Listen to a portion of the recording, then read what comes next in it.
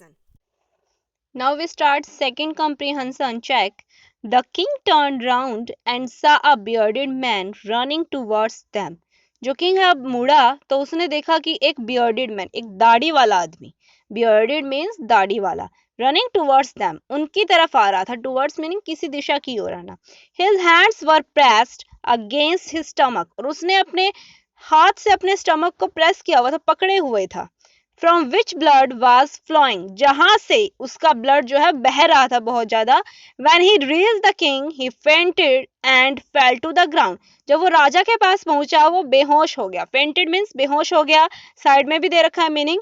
Fainted loss conscious, अपना conscious खो देना, फेंटेड बेहोश हो जाना.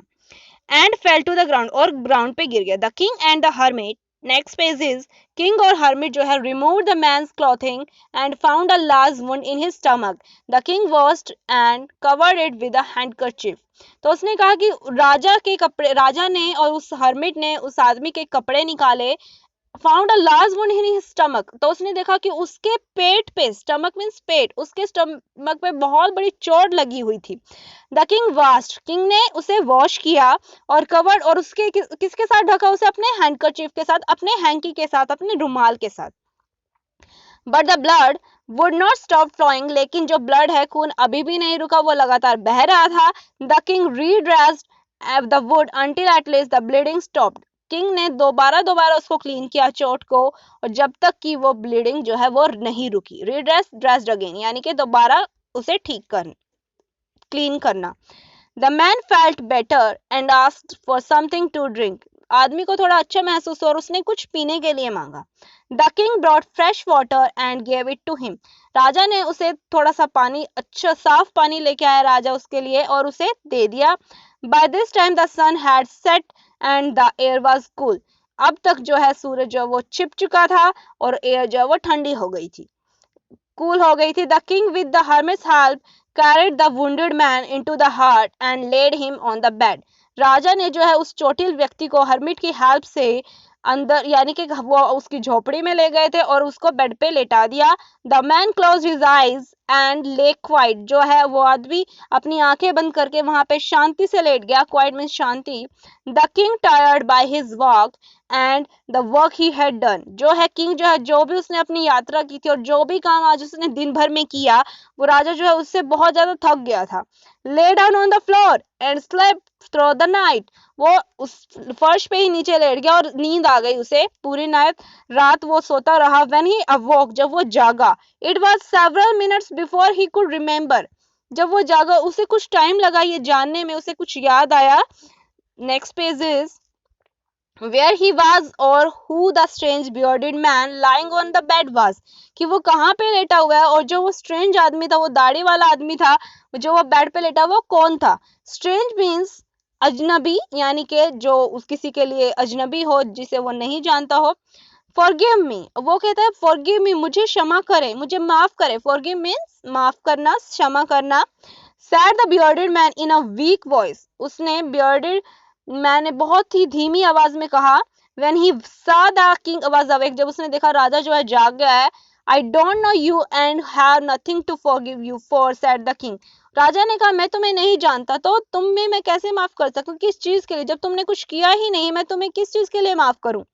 You don't know me but I know you, तुम मुझे नहीं जानते, मैं तुम्हें जानता हूं. I am that enemy of yours who swore revenge on you. तो ये बातें जो कह रहा है वो कौन कह रहा है, ये सारी बातें ये बियर्डेड मैन बोल रहा है कि आप मुझे नहीं जानते लेकिन मैं आपको जानता हूँ. आई एम दैट एनिमी, मैं आपका शत्रु हूँ. Who swore revenge on you, मैं यहाँ पे आपसे बदला लेने के लिए आया था. रिवेंज मीन्स बदला लेना.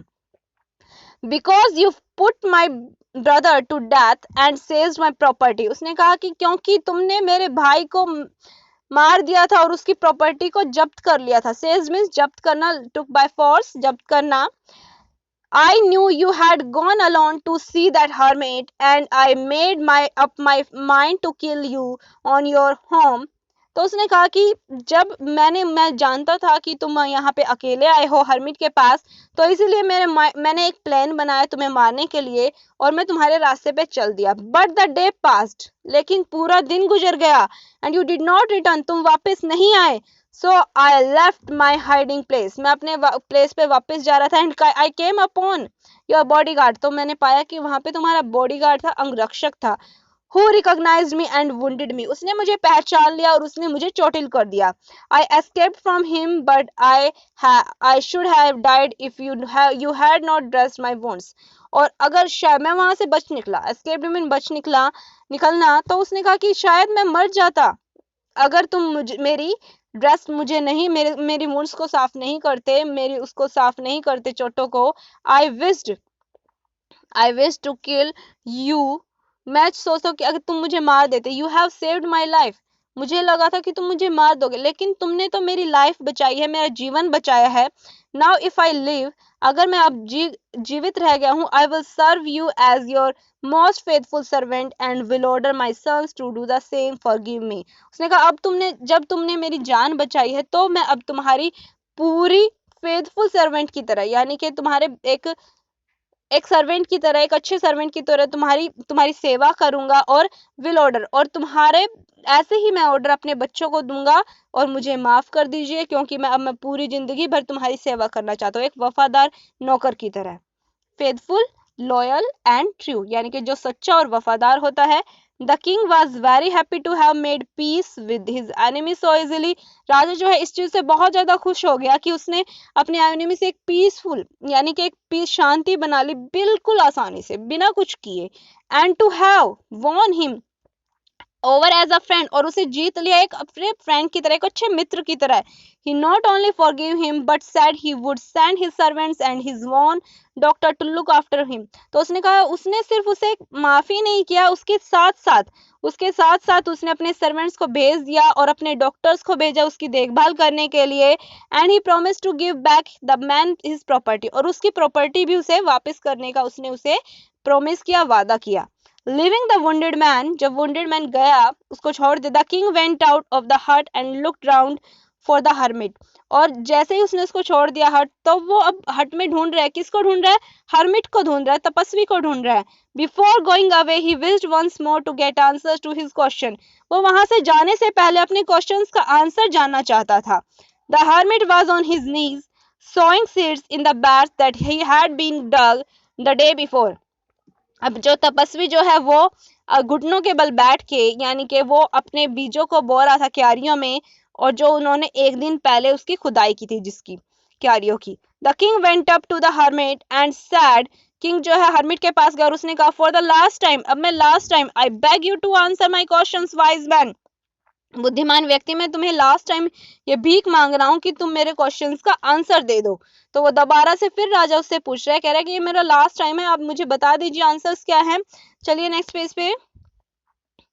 You have already been answered, तो said the hermit, still bending down to the ground and looking up at the king as he stood before him.